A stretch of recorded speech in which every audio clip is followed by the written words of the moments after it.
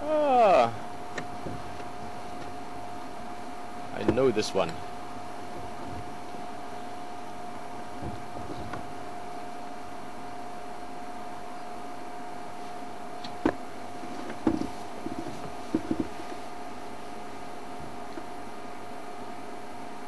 This is something that will happen soon. There's been various reasons why not yet, but I will get more pictures out there of elephant individuals.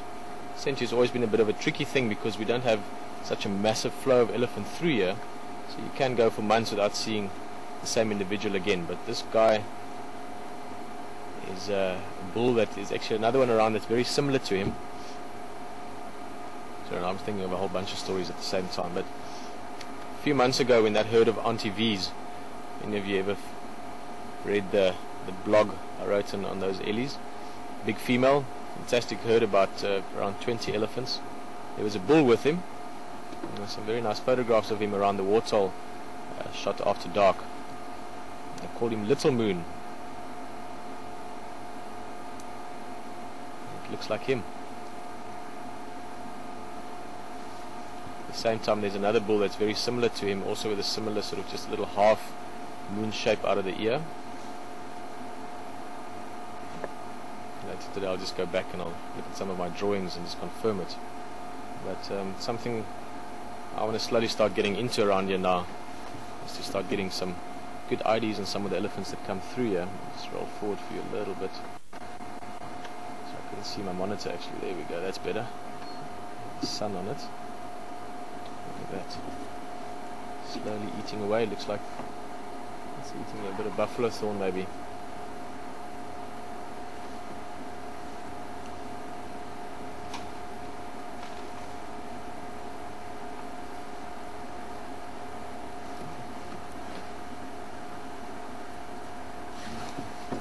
We'll make some space here quickly for Aubrey. He's coming out. Thank you for this way, that way.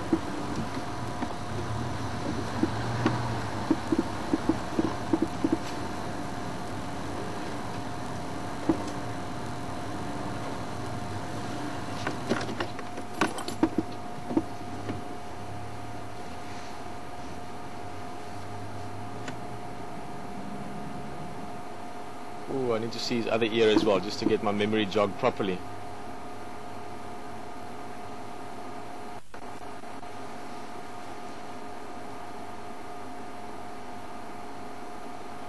I was very lucky that in many respects the reserve I spent a lot of my early guiding years in. Pilanesberg National Park, which is a beautiful mountainous reserve. It's a very old extinct volcano, about 1,300 million years old. And it was a smallish area relatively. It was the same size as about the Sabi Sands, just slightly smaller. And animal populations, you could get to know the animal populations quite well. About 150 elephants there, and essentially got to know all of them, except for the youngsters. But any elephant older than sort of 10 years old, I eventually could recognize from sight. So created quite an amazing environment to learn about elephants, because you got to know personalities and individuals quite well. And also because of the relative size of the park, and because you could cover the whole place. It was about 55,000 hectares, so we're talking about 150,000 acres. But because we could go anywhere on it, you could actually see individuals very often. Of course, we're part of a massive system here. Sabi Sands is part of Kruger National Park, which is part of a Transfrontier Park with reserve into Mozambique as well as other private reserves. We're talking about in the region of almost 4 million hectares. Get that into acres.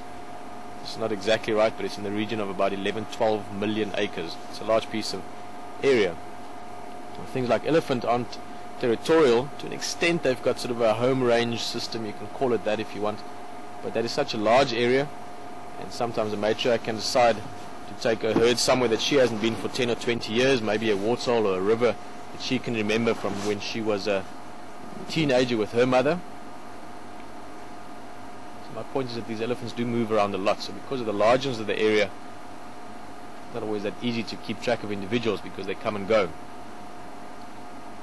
And then again, more specifically here, Djuma, Western Gowrie more specifically, is what you could typically refer to as a bull area. breeding herds do come and go through here, but it's not an area that the breeding herds typically hang out in. They stay close to the big river systems and so on.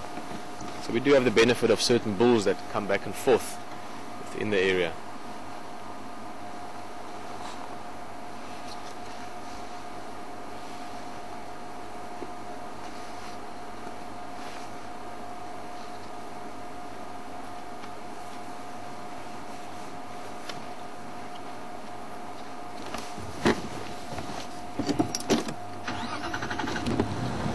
Let's see where he heads to.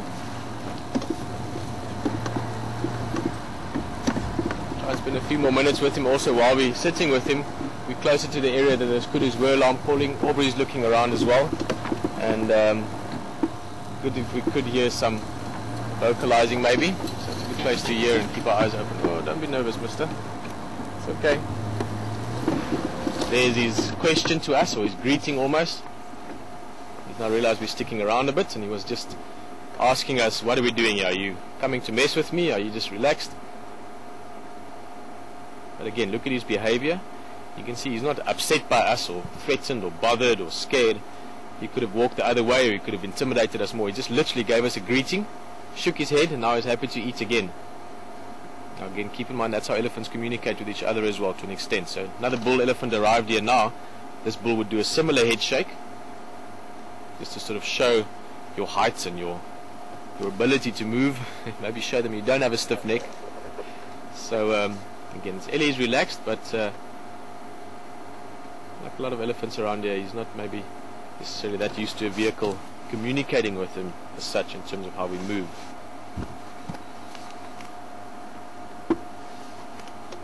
Oh, just heard the first beep of the battery. Seems this very cold weather is not so good for the batteries. We're already a bit tired.